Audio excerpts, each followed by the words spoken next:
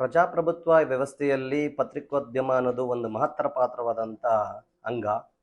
ಆ ನಿಟ್ಟಿನಲ್ಲಿ ಸಮಾಜದಲ್ಲಿ ನಾನಾ ಅಂಗಗಳಲ್ಲಿ ಇರುವಂಥ ಅಂಕುಡೊಂಕುಗಳು, ವ್ಯವಸ್ಥೆಗಳು, ಸಾಮಾಜಿಕ ಕಳಕಳಿಯಿಂದ ಇರುವಂಥ ವ್ಯವಸ್ಥೆಗಳು, ಈ ಎಲ್ಲ ವ್ಯವಸ್ಥೆಗಳ ಬಗ್ಗೆ ಕೂಲಂಕುಷವಾದಂತಹ ತನಿಖೆಯನ್ನು ಮಾಡಿ ಆ ನಿಟ್ಟಿನಲ್ಲಿ ಸಮಾಜದ ಒಳಿತಿಗೆ ಬಳಸುವಂಥ ಈ ಪತ್ರಿಕೋದ್ಯಮವನ್ನು ಈ ದಿನ ಈಡನ್ ನ್ಯೂಸ್ ಚಾನೆಲ್ ಅವರು ಒಂದು ಹೆಜ್ಜೆ ಮುಂದಿಟ್ಟು ಒಂದು ಚಾನೆಲ್ನ ಓಪನ್ ಮಾಡ್ತಾ ಇದ್ದಾರೆ.